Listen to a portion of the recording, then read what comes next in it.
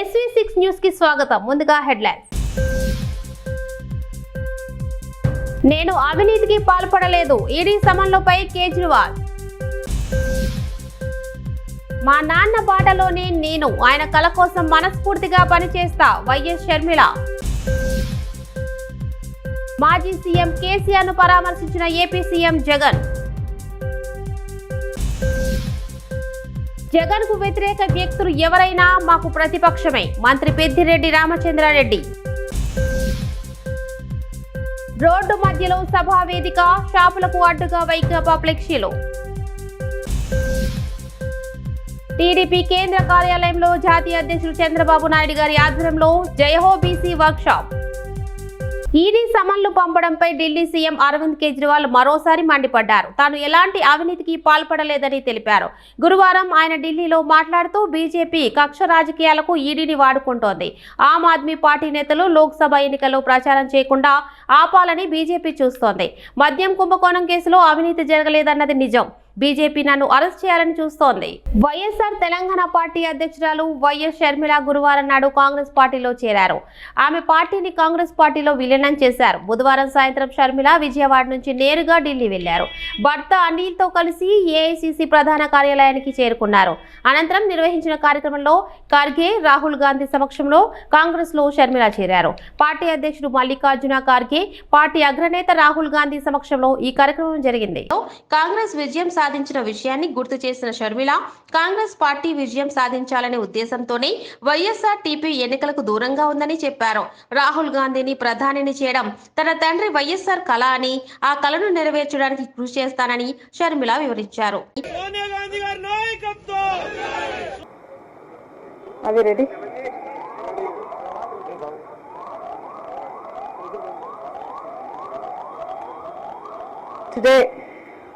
Are you getting on? Is this too loud?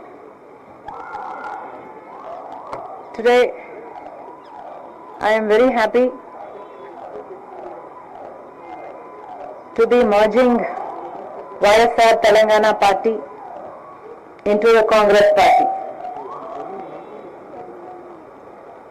It gives me immense joy that the YSR Telangana Party is going to be a part of the Indian National Congress from today onward. That YSR Telangana Party is not going to be separate anymore from the Congress Party gives me great delight.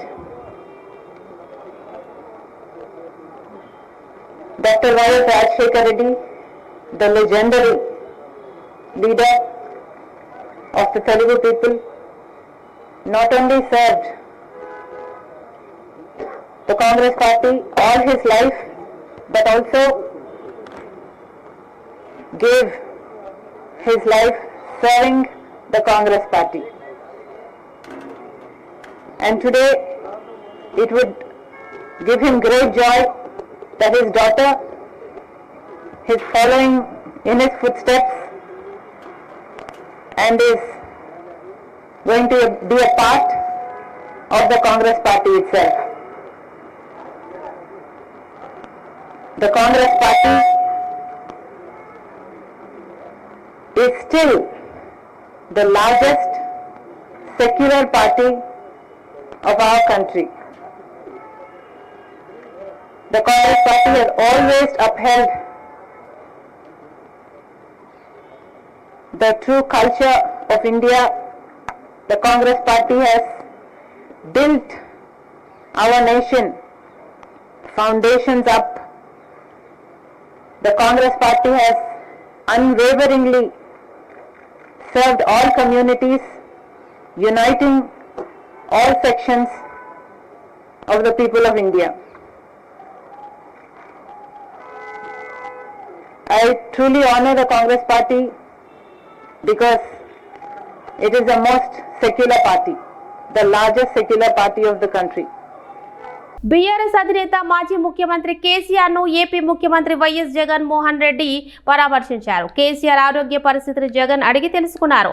ఇటీవలే కేసీఆర్ కు తుంటి ఎముక మార్పిడి శస్త్రచికిత్స జరిగిన విషయం తెలిసిందే.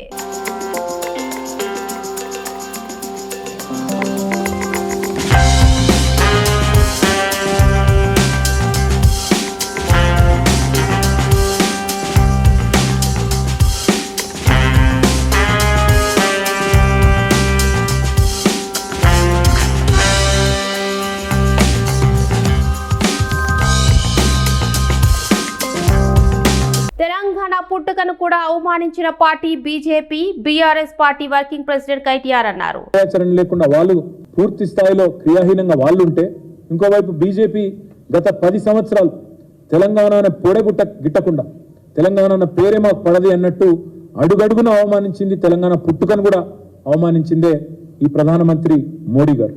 అందుకే తెలంగాణకి అడుగడుగున తెలంగాణ మీద ప్రశ్నిస్తేనే పగబట్టినట్టు వ్యవహారం చేసిన బీజేపీకి కూడా ప్రజాక్షేత్రంలో బుద్ధి చెప్పాలి. పురిట్లోనే ఆనాడు తొలిద్రోహం చేసి 7 మండలాలు గుంజుకొని, విద్యుత్ ప్రాజెక్టులు గుంజుకొని, అక్కడి నుంచి మొత్తం ద్రోహాలు దోకాల పరంపరను ప్రారంభించిందే బీజేపీ. విభజన హామీలు నెరవేర్చింది బీజేపీ. నీతి ఆయోగ్ 24,000 కోట్లు ఇవ్వండి మిషన్ భగీరథకి, మిషన్ కాకతీయకని చెప్పినా ఒక్క పైసా ఇయ్యనిది బీజేపీ. అదేవిధంగా కాజీపేట కోచ్ ఫ్యాక్టరీని కథం పట్టించింది బీజేపీ. గిరిజన యూనివర్సిటీని ఏళ్ల పాటు పెండింగ్ లో పెట్టి మొన్న ఎన్నికల కోసం అని చెప్పి మొన్న ఏదో బయటికి తీసుకొచ్చినట్టు చేసి యాక్టింగ్ చేస్తున్నది బీజేపీ. ఆదివాసీ బిడ్డలకు, గిరిజన బిడ్డలకు అన్యాయం చేసిందే బీజేపీ. ఒక్క నవోదయ పాఠశాల. ఆంధ్రప్రదేశ్ ముఖ్యమంత్రి వైఎస్ జగన్మోహన్ రెడ్డిపై ఏపీ మాజీ ముఖ్యమంత్రి నారా చంద్రబాబు నాయుడు విమర్శలు గుప్పించారు. చెత్తపై కూడా సీఎం జగన్ పన్ను వేశారని విమర్శించారు. కరెంట్ ఛార్జీలు విచ్చలవిడిగా పెంచారని మండిపడ్డారు. జయహో బీసీ కోసం 40 రోజుల ప్రణాళిక రూపొందించామని, పేదల ఆర్థికంగా చితికిపోయే పరిస్థితి వచ్చిందని చంద్రబాబు అన్నారు. జయహో బీసీ లక్ష్యాలను లోక్సభ, అసెంబ్లీ స్థానాల్లో క్షేత్రస్థాయికి తీసుకెళ్లేలా టీడీపీ ప్రణాళిక ఉంటుందని చంద్రబాబు అన్నారు. మీలో వెన్నుదట్టి లేపారు, బీసీలకు అండగా ఉంటానని భరోసా ఇచ్చారు. మీ కష్టాలు అర్థం చేసుకుని కార్యక్రమాలు చేపట్టిన మహానాయకుడు ఎన్టీ రామారావు గారు. అక్కడి నుంచి మనం ఒకసారి చూస్తే రాజకీయ చైతన్యమే కాదు, రాజకీయాల్లో ప్రాధాన్యత ఇచ్చారు. ఆ రోజు మీరు ఒకసారి మనం ఆలోచించుకున్నప్పుడు, ఇప్పుడు ఇక్కడ చూశారు, వేదిక పైన నాయకులందరినీ చూశారు మీరు. మాజీ మంత్రులు ఉన్నారు, 5 సార్లు మంత్రులైన ఉన్నారు, 4-5 సార్లు ఎమ్మెల్యేలు ఉన్నారు. నేను అడుగుతున్నా, ఇంతమంది వైఎస్ఆర్ కాంగ్రెస్ నాయకులు ఎవరన్నా కనపడస్తారా తమ్ముళ్ళు అని మిమ్మల్ని అడుగుతున్నా. అది తెలుగుదేశం పార్టీ విశిష్టత, అది తెలుగుదేశం పార్టీ బీసీలను పైకి తీసుకొచ్చిన విధానం. ఈరోజు ఏ రాజకీయ పార్టీనో చూడండి, నాయకుడిని పెంచరు, చెడు పనులు చేపించి ఆ నాయకుడిని చెడగొట్టి అక్కడి నుంచి ఇష్టానురాజ్యంగా వీళ్ళకు బానిసత్వాన్ని నేర్పిస్తారు తప్ప నాయకులు పెంచే కార్యక్రమం చేయడం లేదు. అందుకే మీరు ఒక్కసారి చూస్తే ఎమ్మెల్యేలుగా, ఎంపీలుగా, మంత్రులుగా దీర్ఘకాలికంగా నాయకత్వాన్ని తయారు చేసిన పార్టీ తెలుగుదేశం పార్టీ. ఒక్క మాటలో చెప్పాలంటే బీసీ నాయకత్వాన్ని ఏర్పాటు చేసిన ఒక ఫ్యాక్టరీ, ఒక యూనివర్సిటీ తెలుగుదేశం అని చెప్పి కూడా నేను మీకు తెలియజేస్తున్నా.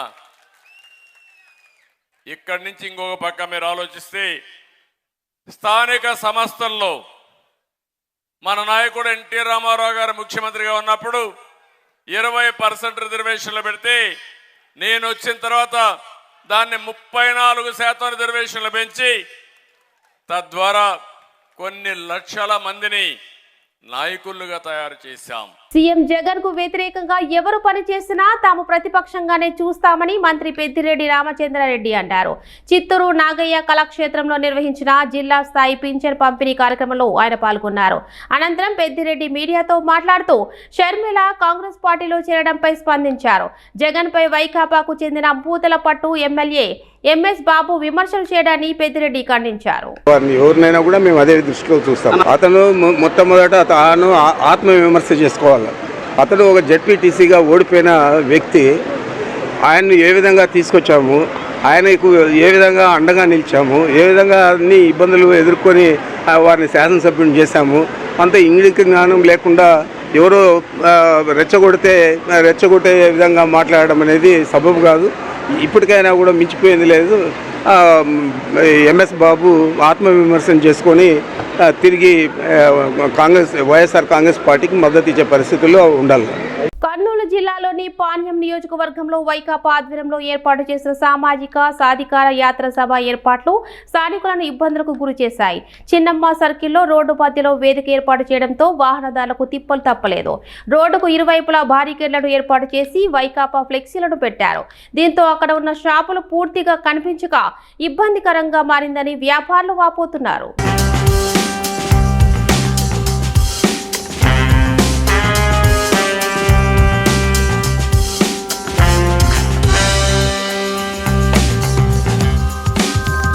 హైదరాబాద్ ఆర్టీసీ బస్సుల్లో అందుల కోసం సౌండ్ వాయిస్ సిస్టమ్ ఏర్పాటు చేయనున్నామని మంత్రి సీతక్క తెలిపారు. అందుల ఆరాధ్య దైవం బ్రెయిలీ లిపి సృష్టికర్త డాక్టర్ లూయిస్ బ్రెయిలీ 215వ జన్మదినం సందర్భంగా మలక్పేట్లోని దివ్యాంగుల సంక్షేమ శాఖ రాష్ట్ర కార్యాలయం ఆవరణలో జరిగిన వేడుకలకు మంత్రి సీతక్క ముఖ్య అతిథిగా హాజరయ్యారు. దివ్యాంగుల అభివృద్ధి సంక్షేమం కోసం కాంగ్రెస్ ప్రభుత్వం కృషి చేస్తుందని సీతక్క అన్నారు. వికలాంగుల శాఖ అధికారులు హాజరయ్యారు. ఫెలిసిటేషన్ అందుకుంటారు. సోషల్ యాక్టివిస్ట్ అంజయ్ గారు, యాక్టివిస్ట్ అంజయ్ గారు. మొబైల్ ఫోన్ కూడా ఉందని చెప్తున్నారు కన్సర్న్ ఆఫీసర్ ఎండి గారు. దయచేసి దక్షిణామూర్తి గారు అనౌన్స్మెంట్ చేస్తారు. ప్రతి ఒక్కరి పేరు అనౌన్స్మెంట్ మిగతా వాళ్ళందరూ దయచేసి కింద దిగారు. ఎక్కడ ఉంది ఏంది అని తెలియదు, దాంతో ఇబ్బంది పడుతున్నారు. వాళ్ళు ఒక వాయిస్ సిస్టమ్ కూడా మిమ్మల్ని చూసి వాళ్ళు ముందుకు వచ్చే విధంగా ఉండాలంటే ఖచ్చితంగా మీ అందరికి కూడా ఒక మంచి మేడం మీరు కూడా ఎంకరేజ్ జరగాలి.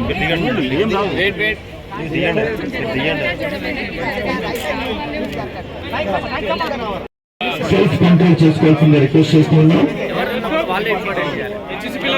మిగతా వాళ్ళు దయచేసి వేదిక క్లియర్ చేయండి.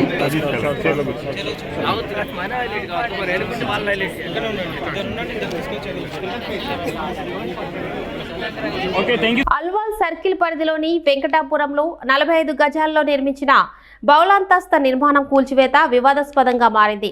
గత 5 నెలల క్రితం అన్ని తానే నిలబడ్డ పార్టీ నేతలు పార్టీలు మారిన వెంటనే ఆ నిర్మాణం కాస్త అక్రమమైనట్లు తెలపడంతో సర్కిల్ అధికారులు హుటాహుటిన అన్ని ఆర్డర్లతో కూల్చివేతలు చేపట్టారు. దీంతో బాధిత కుటుంబం రోడ్డున పడ్డామని లబోదిబోమంటూ అధికారులను ఎంత బతిమలాడినా లాభం లేకుండా పోయింది. డివిజన్ కార్పొరేటర్ సైతం అండగా నిలిచిన కూల్చివేతలను అడ్డుకోలేకపోయారు. నేను చెప్పలేని పరిస్థితి నాది అంటే నేను కాలు కూడా మొక్కినాను. కమిషనర్ వారిది కాలు కూడా మొక్కినాను.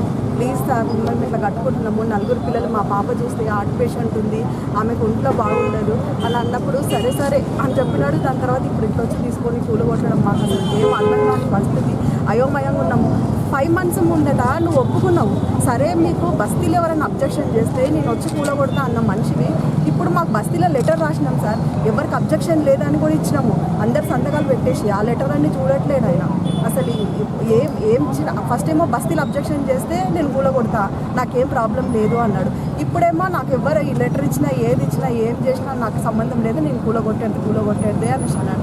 అసలు ఆయనకు అంత కక్ష ఏంటి, ఎవరు చెప్తున్నారో మాకు అసలు ఇప్పుడు కూడా అర్థం కావట్లేదు. ఆయన మాట్లాడే మాటలు కూడా ఆయన ఏమన్నా చేసుకోండి, మీరు కొట్టుకోండి, మీరు చచ్చిపోతా అని బ్లాక్మెయిల్. నేను అవినీతికి పాల్పడలేదు, ఈడీ సమన్లపై కేజ్రీవాల్. మా నాన్న బాటలోనే నేను, ఆయన కల కోసం మనస్ఫూర్తిగా పనిచేస్తా, వైఎస్ షర్మిల. మాజీ సీఎం కేసీఆర్ ను పరామర్శించిన ఏపీ సీఎం జగన్. జగన్ కు వ్యతిరేక వ్యక్తులు ఎవరైనా మాకు ప్రతిపక్షమే, మంత్రి పెద్దిరెడ్డి రామచంద్రారెడ్డి. రోడ్డు మధ్యలో సభా వేదిక, షాపులకు అడ్డుగా వైకాపా ఫ్లెక్సీలు. టీడీపీ కేంద్ర కార్యాలయంలో జాతీయ అధ్యక్షులు చంద్రబాబు నాయుడు గారి ఆధ్వర్యంలో జయహో బీసీ వర్క్షాప్. ఇవే బులెటిన్ విశేషాలు. చూస్తూనే ఉండండి SV6 న్యూస్.